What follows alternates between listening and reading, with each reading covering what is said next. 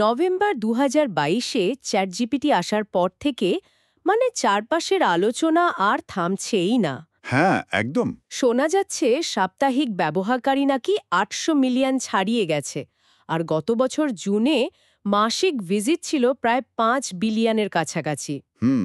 সংখ্যাগুলো আসলেই অবাক করার মতো। এটা যেভাবে আমাদের লেখালেখি, তথ্য খোঁজা, এমনকি কেউ কেউ তো কোড লিখতেও ব্যবহার করছে, ধরনটাই পাল্টে দিচ্ছে, তা এক কথায় অভূতপূর্ব। সত্যি তাই। এই প্রযুক্তিগুলো বৃহৎ ভাষা মডেল বা এলএলএম, এগুলো এখন আমাদের ডিজিটাল জীবনের একটা অংশ হয়ে উঠছে, তাই না? ঠিক, কিন্তু অনেকের মনেই হয়তো প্রশ্ন জাগে, এই এলএলএম জিনিসটা আসলে কি? বিশেষ করে যে চ্যাটজিপিটি নিয়ে এত কথা হচ্ছে, সেটা কাজ করে কিভাবে? এর পেছনের রহস্যটা কি? হ্যাঁ, এই প্রশ্নগুলো ঘুরপাক খাচ্ছে। আজকের আলোচনায় আমরা ঠিক এই বিষয়গুলোই একটু সহজ ভাষায় বোঝার চেষ্টা করব। ঠিক, আর দেখুন, আমাদের এই আলোচনাটা কিন্তু বিভিন্ন নির্ভরযোগ্য সূত্র থেকে নেওয়া। যেমন ধরুন, প্রযুক্তি বিষয়ক আর্টিকেল, উইকিপিডিয়া, ফোরামের নানান আলোচনা আর বিশেষজ্ঞদের বিশ্লেষণ, এই সব কিছুর উপর ভিত্তি করে তৈরি। আচ্ছা। আমাদের উদ্দেশ্য হল শুধু খবরের শিরোনামে আটকে না থেকে বরং একটু গভীরে গিয়ে বোঝা এই প্রযুক্তিটা কিভাবে কাজ করে, এর ক্ষমতা কতটুকু, আর এর সীমাবদ্ধতাগুলোই বা কি কি। খুব ভালো উদ্যোগ। চলুন তাহলে শুরু করা যাক। হ্যাঁ, শুরু করা যাক। আচ্ছা, প্রথমেই তাহলে আসি, এই এলএলএম বা জিপিটি, এই জিনিসটা আসলে কি? এলএলএম হলো লার্জ ল্যাঙ্গুয়েজ মডেল, এক বিশেষ ধরনের কৃত্রিম বুদ্ধিমত্তা বা এআই। এটাকে ডিজাইন করা হয়েছে মানুষের ভাষা, বাংলা, ইংরেজি বা অন্য যে কোনো ভাষা, সেটা বোঝা, নতুন লেখা তৈরি করা এবং ব্যবহার করার জন্য। আর এর জন্য লাগে বিপুল পরিমাণ টেক্সট ডেটা। এই বিপুল পরিমাণ ডেটা, এটা তো আমরা প্রায়ই শুনি, কিন্তু ঠিক কতটা বিপুল, কোনো আন্দাজ কি দেওয়া যায়? বিশাল, আসলেই বিশাল। ধরুন, ইন্টারনেট থেকে নেওয়া কোটি কোটি ওয়েব পেজ, লক্ষ লক্ষ বই, ও অসংখ্য রিসার্চ পেপার, খবরের আর্টিকেল, সোশ্যাল মিডিয়ার লেখা, এই সব কিছু মিলিয়ে কয়েক ট্রিলিয়ন শব্দ, বা হয়তো তারও বেশি। কয়েক ট্রিলিয়ন? হ্যাঁ, যেমন ধরুন, GPT-3 মডেলটাকে ট্রেনিং দেওয়ার জন্য ওয়েবটেক্স 2 নামে যে ডেটাসেট ব্যবহার করা হয়েছিল, সেটার আকার ছিল প্রায় ৪৫ টেরাবাইট। ৪৫ টেরাবাইট, ভাবা যায়। কিন্তু এত ডেটা দিয়ে মডেলটা করেটা কি? এটা কি সব তথ্য একদম মুখস্থ করে ফেলে? না না, মুখস্থ করাটা ঠিক বলা যাবে না, বরং বলা ভালো, এটা ভাষার ভেতরে যে প্যাটার্নগুলো আছে, নিয়মকানুন, সেগুলো শিখে নেয়। প্যাটার্ন? হ্যাঁ, প্যাটার্ন।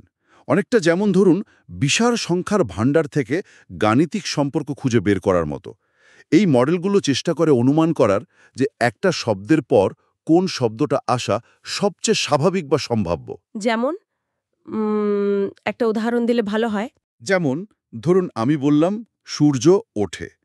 মডেল তখন ডেটা থেকে শিখে নেওয়া প্যাটার্ন অনুযায়ী অনুমান করবে পরের শব্দটি সম্ভবত পূর্বে। আচ্ছা আচ্ছা, বুঝেছি। এই চ্যাটজিপিটি ছাড়াও কিন্তু আরও অনেক এলএলএম আছে, যেমন গুগলের জেমিনাই, মেটার লামা 3, আন্থ্রোপিকের ক্লড, এগুলো সবই এই একই ধরনের মডেল। তার এটা আসলে একটা অত্যন্ত সফিস্টিকেটেড প্যাটার্ন চেনার যন্ত্র, তাই না? অনেকটা যেমন একটা কম্পিউটারকে প্রচুর ছবি দেখিয়ে দেখিয়ে অ্যাপেল আর ধরুন বোয়িং 787 প্লেনের মধ্যে পার্থক্য চেনানো হয়, অনেকটা সেরকম। বাহ, চমৎকার উপমা তো। হ্যাঁ, ঠিক তাই। এটা ডেটা থেকে ভাষার গঠন, ব্যাকরণ, এমনকি সাধারণ জ্ঞানের নানান বিষয়েও শিখে নেয়।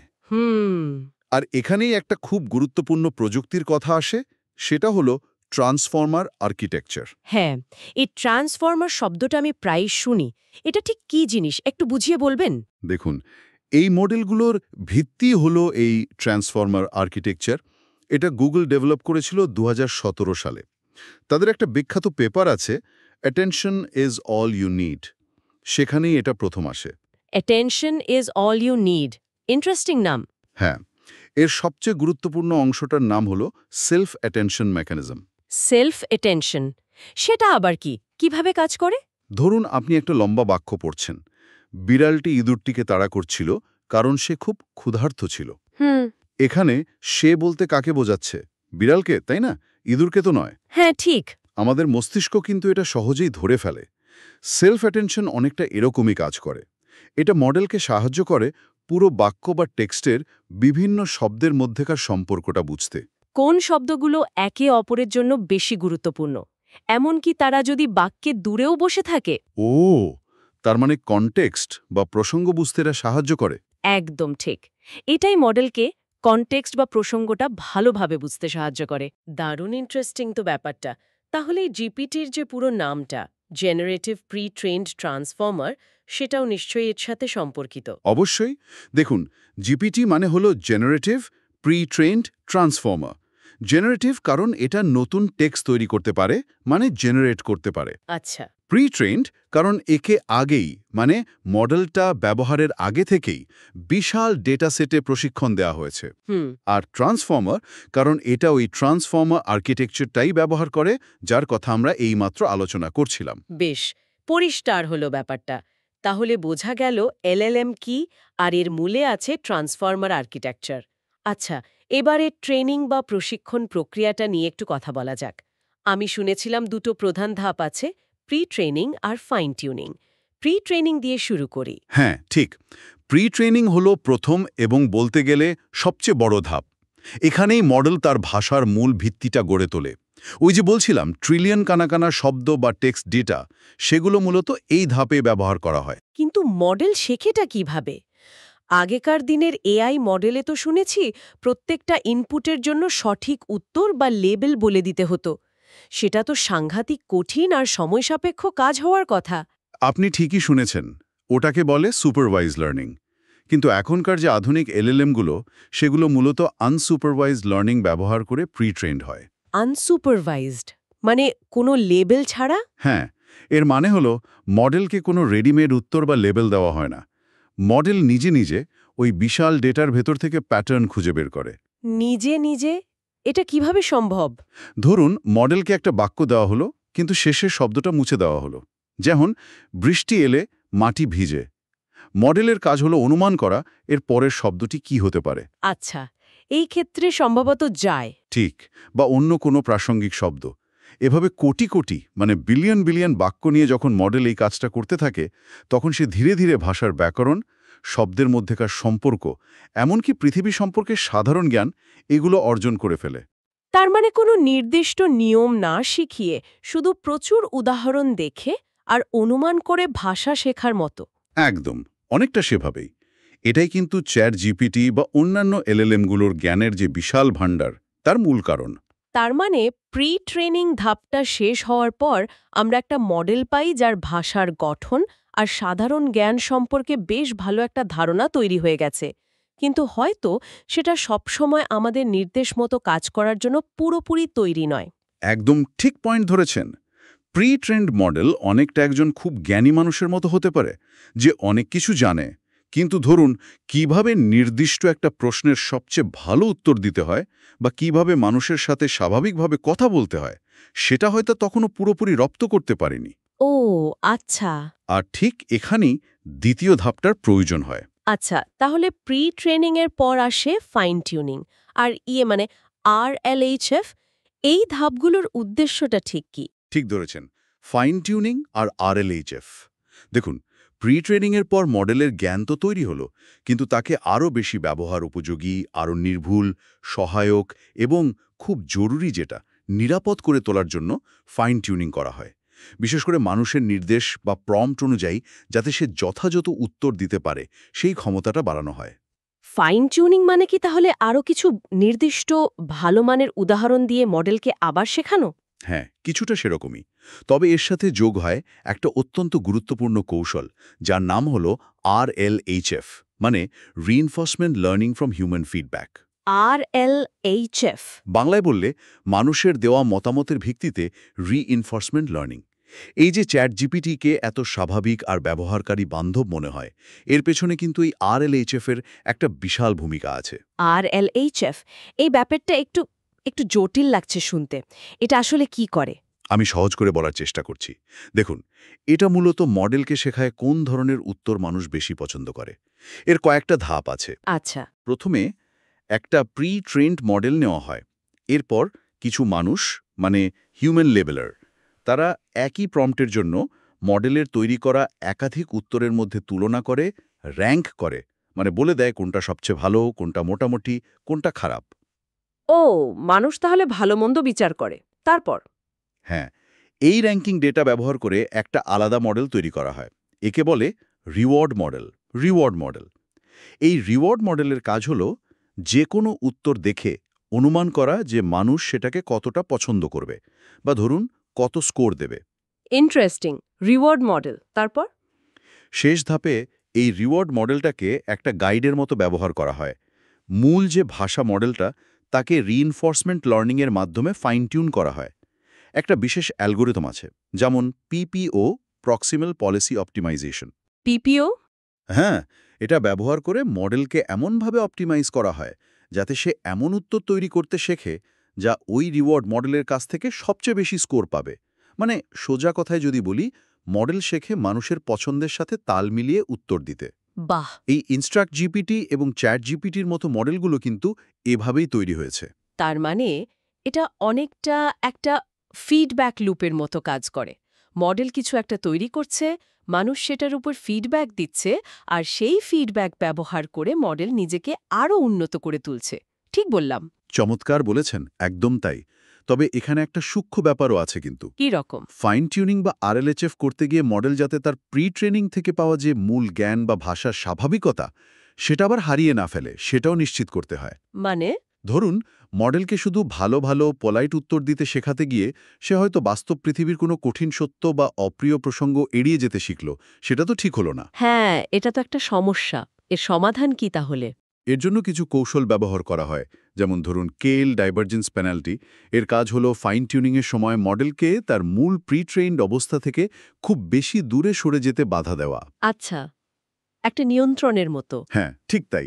একটা নিয়ন্ত্রণের মতো কাজ করে, যা নিশ্চিত করে যে মডেল নতুন কিছু শেখার পাশাপাশি তার আগের শেখা জ্ঞান এবং ভাষার স্বাভাবিকতা দুটোই বজায় রাখে, যাতে উত্তরগুলো সঙ্গতিপূর্ণ এবং অর্থপূর্ণ হয়। দারুণ। তাহলে প্রি ট্রেনিং বিশাল জ্ঞান দেয়, আর ফাইন টিউনিং ও আরএলএইচএফ সেই জ্ঞানকে ব্যবহারকারীর জন্য উপযুক্ত, প্রাসঙ্গিক আর নিরাপদ করে তোলে। ট্রেনিং প্রক্রিয়াটা এখন বেশ পরিষ্কার হলো। আচ্ছা, এবার আমরা যখন চ্যাট জিপিটিকে কিছু জিজ্ঞেস করি, ও যে উত্তরটা তৈরি করে দেয়, সেই প্রক্রিয়াটা ঠিক কিভাবে ঘটে? মানে ইনফারেন্স প্রক্রিয়াটা কেমন? খুব ভালো প্রশ্ন। যখন আমরা কোনো প্রশ্ন বা নির্দেশ মডেলকে দিই, এটাকে প্রম্পট বলা হয়। তখন প্রথম কাজ হলো সেই ইনপুট টেক্সটটাকে ছোট ছোট অংশে ভাগ করা। এই অংশগুলোকে বলে টোকেন। টোকেন? হ্যাঁ, টোকেন। একটা টোকেন হতে পারে একটা পুরো শব্দ, অথবা শব্দের একটা অংশও হতে পারে। যেমন ধরুন, রানিং শব্দটাকে হয়তো রান আর নিং, এই দুটো টোকেনে ভাগ করা হলো। এই প্রক্রিয়াটাকে বলে টোকেনাইজেশন। আচ্ছা, টোকেনাইজ করার পর মডেল কি করে? এরপর মডেল একটা একটা করে টোকেন অনুমান করতে শুরু করে। মানে ইনপুট টোকেনগুলো পাওয়ার পর সে ঠিক করে এরপরে কোন টোকেনটা আসা স্ট্যাটিস্টিক্যালি সবচেয়ে সম্ভাব্য। একটার পর একটা? হ্যাঁ, সেই সম্ভাব্য টোকেনটা যুক্ত হওয়ার পর পুরো সিকোয়েন্সটা নিয়ে সে আবার ভাবে এরপরে কোনটা আসবে। এভাবে একটার পর একটা টোকেন জুড়ে জুড়ে মডেল পুরো বাক্য বা অনুচ্ছেদ তৈরি করে ফেলে। কিন্তু এটা তো খুব দ্রুত হয়। মনে হয় যেন একসাথে উত্তরটা আসছে। ঠিক তাই। এই কাজটা অত্যন্ত দ্রুতগতিতে হয় বলেই আমাদের মনে হয় যেন মডেল একসাথে পুরো উত্তরটা দিয়ে দিচ্ছে। কিন্তু আসলে এটা একটা ধাপে ধাপে ঘটা প্রক্রিয়া। এই যে মডেল আমাদের প্রশ্ন বুঝতে পারছে, বা ধরুন আগের কথার সূত্র ধরে এগোতে পারছে, এর পেছনে কি ন্যাচারাল ল্যাঙ্গুয়েজ প্রসেসিং বা এনএলপি আর ডায়ালগ ম্যানেজমেন্টের মতো বিষয়গুলো কাজ করে? একদম। মডেল এনএলপি ব্যবহার করে আমাদের দেওয়া প্রম্পটের অর্থ বোঝার চেষ্টা করে, মানে আমরা কি জানতে চাইছি। আর ডায়ালগ ম্যানেজমেন্টের মাধ্যমে কথোপকথনের যে ধারাবাহিকতা বা কনটেক্সট, সেটা বজায় রাখে, মনে রাখার চেষ্টা করে আগে কি কথা হয়েছে। যদিও শোনা যায় খুব লম্বা কনভারসেশনে নাকি কনটেক্সট হারিয়ে ফেলে। হ্যাঁ, সেটা হতে পারে। দীর্ঘ কথোপকথনে মাঝে মধ্যে প্রসঙ্গ মনে রাখতে সমস্যা হতে পারে, বা কখনো কখনো নিজে থেকে স্পষ্টীকরণের জন্য প্রশ্ন করার ক্ষমতাও এদের সীমিত থাকতে পারে। এ নিয়ে অবশ্য কিছু মতভেদও আছে বিভিন্ন উৎসে। কিন্তু এখানে একটা খুব খুব জরুরি বিষয় মনে রাখা দরকার, তাই না? যে এই পুরো প্রক্রিয়াটা কিন্তু মানুষের মতো চিন্তা করা বা বোঝা নয়। ঠিক বলেছেন। এটা খুবই জরুরি একটা পার্থক্য। সিজিপিটি বা অন্য এলএলএমগুলো কিন্তু মানুষের মতো করে বুঝে না, অনুভব করে না বা চিন্তা করে না। তাহলে তারা করেটা কি? তারা যা করে তা হলো তাদের বিশাল প্রশিক্ষণ ডেটার ওপর ভিত্তি করে পরিসংখ্যানগতভাবে সবচেয়ে সম্ভাব্য শব্দের পর শব্দ বসিয়ে যাওয়া। এটা অনেকটা বলতে পারেন বোঝার অনুকরণ, মানে সিমুলেশন অফ আন্ডারস্ট্যান্ডিং। বোঝার অনুকরণ? হ্যাঁ, আসল বোধ নয়, কিন্তু এই অনুকরণটাই এত শক্তিশালী, এত নিখুঁত হতে পারে যে আমরা প্রায়শই অবাক হয়ে যাই বা বিভ্রান্ত হয়ে পড়ি। এই শক্তিশালী অনুকরণ ক্ষমতা ব্যবহার করে চ্যাটজিপিটি বা এই ধরনের মডেলগুলো আসলে কি করতে পারে? এদের প্রয়োগের ক্ষেত্রগুলো ঠিক কোথায় কোথায়? ওহ, এদের সক্ষমতা এখন সত্যি অনেক বিস্তৃত। প্রথমত, লেখালেখির কাজে দারুণ সাহায্য করতে পারে। যেমন? যেমন ধরুন, ইমেল লেখা, রিপোর্ট তৈরি করা, ব্লগ পোস্ট লেখা, এমনকি গল্প বা কবিতাও লিখতে পারে। গ্রামারলির মতো টুলগুলো কিন্তু এখন এই ধরনের প্রযুক্তি ব্যবহার করছে। আর কোডিংয়ের কথা বলছিলেন? হ্যাঁ, প্রোগ্রামারদের জন্য কোড লেখা বা কোডের ভুল খুঁজে বের করা, ডিবাগিং, ডেটা অ্যানালিসিস করা, এসব কাজেও বেশ পারদর্শী হয়ে উঠছে। গ্রাহক সেবা বা শিক্ষাক্ষেত্রেও তো এদের ব্যবহার হচ্ছে বলে শুনছি। অবশ্যই হচ্ছে। কাস্টমার সাপোর্টে অটোমেটেড চ্যাটবট হিসেবে তো ব্যবহার হচ্ছেই। বিভিন্ন প্রশ্নের চটজলদি উত্তর দিচ্ছে। শিক্ষাক্ষেত্রে এআই টিউটার হিসাবে শিক্ষার্থীদের সাহায্য করছে। যেমন ধরুন, খান একাডেমির খান মিগো, ওটা কিন্তু GPT-4 ব্যবহার করে। খান মিগো, আচ্ছা। বিভিন্ন ভাষার মধ্যে দ্রুত অনুবাদ করে দেওয়া, স্বাস্থ্যসেবায় ডাক্তারদের তৈরি করা নোট সংক্ষিপ্ত করা বা রিসার্চ ডেটা বিশ্লেষণে সাহায্য করা, এরকম অনেক কিছুই করছে। নির্দিষ্ট কিছু কাজের জন্য বিশেষ মডেলও কি তৈরি হচ্ছে? মানে ডোমেইন স্পেসিফিক? হ্যাঁ, হচ্ছে তো।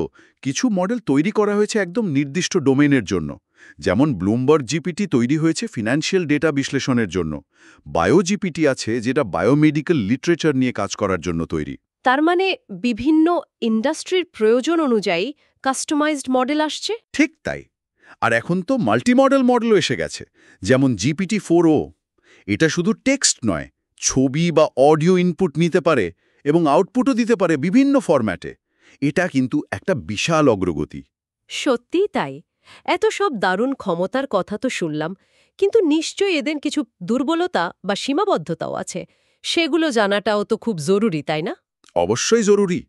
সীমাবদ্ধতাগুলো জানা এবং মনে রাখা খুব গুরুত্বপূর্ণ, কারণ এগুলোর ওপর ভিত্তি করেই আমাদের প্রত্যাশা ঠিক করতে হবে। ঠিক। প্রথম এবং অন্যতম বড় সমস্যা হল নির্ভুলতার অভাব। এলএলএমগুলো মাঝে মাঝে ভুল তথ্য এমনভাবে উপস্থাপন করে যেন সেটাই ধ্রুব সত্যি। যেটাকে হ্যালুসিনেশন বলা হয়? হ্যাঁ, ঠিক তাই। এই ঘটনাকে হ্যালোসিনেশন বলা হয়। আর মুশকিল হলো, এরা খুব কম সময়ে স্বীকার করে যে তারা কিছু জানে না বা অনিশ্চিত। GPT-4o এর মতো উন্নত মডেলেরও নির্ভুলতা কিন্তু 100% নয়। MLLU নামে একটা স্ট্যান্ডার্ড বেঞ্চমার্ক আছে, সেখানে এর স্কোর প্রায় 88.7%। তার মানে প্রায় 11-12% ক্ষেত্রে ভুল হতে পারে? হ্যাঁ, মোটের ওপর সেরকমই। তাই এদের দেওয়া যে কোনো তথ্য, বিশেষ করে গুরুত্বপূর্ণ তথ্য, সবসময় অন্য উৎস থেকে যাচাই করে নেওয়াটা অপরিহার্য। হ্যালুসিনেশন ছাড়াও কি অন্য সমস্যা আছে, যেমন ধরুন প্রাসঙ্গিকতা বা কনটেক্সট বোঝা নিয়ে? হ্যাঁ, সেটাও আছে। যদিও এরা কিছুটা কনটেক্সট ধরে রাখতে পারে, যেমনটা আগে বললাম, কিন্তু খুব দীর্ঘ কথোপকথনে আগের প্রসঙ্গ ভুলে যেতে পারে। আবার ধরুন ব্যঙ্গ, কৌতুক বা ভাষার যে সূক্ষ্ম মারপ্যাচ, নিউয়ান্স, সেগুলো বুঝতে প্রায়ই ভুল করে। আচ্ছা। আবার খুব লম্বা বা জটিল কাঠামোর লেখা তৈরি করতেও এদের সমস্যা হতে দেখা যায়। অনেক সময় একই কথা হয়তো ঘুরিয়ে ফিরিয়ে বলে বা উত্তরগুলো প্রায় বুলেট পয়েন্ট বা তালিকা আকারে দিতে পছন্দ করে। আর প্রশিক্ষণের দিক থেকে বা ডেটা সংক্রান্ত কোনো চ্যালেঞ্জ আছে কি? হ্যাঁ, বেশ কিছু বড় চ্যালেঞ্জ আছে। প্রথমত, এই মডেলগুলো তৈরি এবং প্রশিক্ষণ দিতে প্রচুর কম্পিউটিং শক্তি এবং বিদ্যুৎ লাগে। এটা শুধু ব্যয়বহুলই নয়, এর একটা পরিবেশগত প্রভাবও কিন্তু আছে। এটা একটা চিন্তার বিষয়। দ্বিতীয়ত, এদের ভেতরের কার্যপদ্ধতি পুরোপুরি বোঝাটা খুব কঠিন। মানে, এটা কেন একটা নির্দিষ্ট উত্তর দিল, সেই যুক্তিটা সবসময় পরিষ্কার থাকে না। তাই এদেরকে অনেক সময় ব্ল্যাক বক্স বলা হয়। ব্যাখ্যাযোগ্যতার অভাব একটা বড় সমস্যা। আর ডেটা প্রাইভেসি? সেটাও একটা বড় চিন্তা। যেহেতু এরা ইন্টারনেটের বিপুল ডেটাসেট থেকে শেখে, তাই অসাবধানতাবশত ব্যক্তিগত বা সংবেদনশীল তথ্য শিখে ফেলার এবং পরে হয়তো কোনো উত্তরে সেটা প্রকাশ করে দেওয়ার ঝুঁকি একেবারে উড়িয়ে দেওয়া যায় না। ট্রেনিং ডেটা নিয়েও তো কিছু আইনি প্রশ্ন উঠছে, তাই না? কপিরাইট নিয়ে। ঠিক, কপিরাইটযুক্ত উপাদান যেমন বই বা আর্টিকেল ব্যবহার করে মডেল ট্রেন করানোর অভিযোগে ওপেন এআই সহ বেশ কিছু কোম্পানির বিরুদ্ধে কিন্তু মামলাও হয়েছে। এটা একটা চলমান বিতর্ক এবং এর সমাধান কি হবে তা এখনও স্পষ্ট নয়। আর অন্য কোনো সীমাবদ্ধতা? আরও কিছু আছে, যেমন ফ্রি সংস্করণগুলোতে প্রায়শই রিয়েল টাইম ইন্টারনেট অ্যাক্সেস থাকে না, ফলে সাম্প্রতিক ঘটনা বা লেটেস্ট তথ্য সম্পর্কে এরা অনেক সময় অবগত থাকে না। আর মাঝে মাঝে বেশ লম্বা বা ব্যাকরণগতভাবে কিছুটা দুর্বল বাক্য তৈরি করতে দেখা যায়। তাহলে পুরো আলোচনাটা যদি একটু গুছিয়ে নিই, আমরা বুঝলাম যে এলএলএম হলো বিশাল ডেটা সেটে প্রশিক্ষিত এক ধরনের এআই মডেল। এরা ভাষার প্যাটার্ন শিখে নিয়ে নতুন টেক্সট তৈরি করতে পারে। হ্যাঁ, আনসুপারভাইজড লার্নিং আর ট্রান্সফর্মার আর্কিটেকচারের সেলফ অ্যাটেনশন এখানে মূল ভূমিকা রাখে। প্রি ট্রেনিংয়ের মাধ্যমে এরা জ্ঞানের ভিত্তি তৈরি করে, আর তারপর ফাইন টিউনিং এবং বিশেষ করে RLHF এর মতো পদ্ধতির মাধ্যমে এদেরকে মানুষের জন্য আরও উপযোগী, নিরাপদ এবং বলতে গেলে স্বাভাবিক করে তোলা হয়। একদম ঠিক। আর আমরা এর অসাধারণ ক্ষমতাগুলোও দেখলাম। লেখালেখি, কোডিং, অনুবাদ, শিক্ষা, স্বাস্থ্যসেবা সহ নানা ক্ষেত্রে এর বিপুল সম্ভাবনা। কিন্তু একই সাথে এর সীমাবদ্ধতাগুলোও মনে রাখাটা খুব জরুরি। যেমন হ্যালুসিনেশন বা ভুল তথ্য দেওয়া। হ্যাঁ, হ্যালুসিনেশন, কনটেক্সট ধরে রাখতে সমস্যা, প্রচুর রিসোর্সের প্রয়োজন, ব্যাখ্যাযোগ্যতার অভাব, ডেটা প্রাইভেসি এবং কপিরাইটের মতো উদ্বেগ, এগুলো সবই সত্যি। আর সবচেয়ে বড় যে কথাটা মনে রাখতে হবে, এরা আসলে বোঝে না, এরা অত্যন্ত নিখুঁতভাবে পরবর্তী শব্দ অনুমান করে মাত্র। সত্যি, এক কথায় একটা দারুণ শক্তিশালী, কিন্তু এখনও নিখুঁত নয় এমন প্রযুক্তি, যা আমাদের ভবিষ্যৎকে নানাভাবে প্রভাবিত করতে চলেছে, এটা নিশ্চিত। এর সম্ভাবনা যেমন বিশাল, তেমনি এর দায়িত্বশীল ব্যবহার নিশ্চিত করাটাও একটা বড় চ্যালেঞ্জ হয়ে দাঁড়াচ্ছে। ঠিক বলেছেন। আর এখানেই হয়তো আমরা আজকের আলোচনাটা শেষ করতে পারি।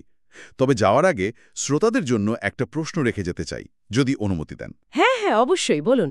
এই এলএলএমগুলো যখন ক্রমশ আমাদের জীবনের আরও গভীরে ঢুকে পড়ছে, তখন দুটো বড় প্রশ্ন আমাদের সামনে আসছে। এক, আমরা কিভাবে এদের এই নির্ভুলতার অভাব বা অন্যান্য সীমাবদ্ধতাগুলো মোকাবেলা করে এদের অসীম সম্ভাবনাকে দায়িত্বের সাথে কাজে লাগাতে পারি? খুব গুরুত্বপূর্ণ প্রশ্ন। আর দ্বিতীয়ত, যদি একটা যন্ত্র মানুষের মতো বোঝাকে এত নিখুঁতভাবে অনুকরণ করতে পারে, তাহলে বোঝার আসল অর্থটা আসলে কি? এই প্রশ্নগুলো নিয়ে হয়তো ভাবার অবকাশ রইল। সত্যি খুব ভাবনার বিষয়। এই প্রশ্নগুলোর উত্তর খোঁজার যাত্রাই হয়তো ঠিক করে দেবে এআই এবং মানুষের ভবিষ্যতের সহ অবস্থান ঠিক কেমন হবে। আজকের মতো এখানেই বিদায় নিচ্ছি। আশা করি এই আলোচনা আপনাদের কাজে লেগেছে বা অন্তত কিছু ভাবনার খোরাক জুগিয়েছে। ধন্যবাদ।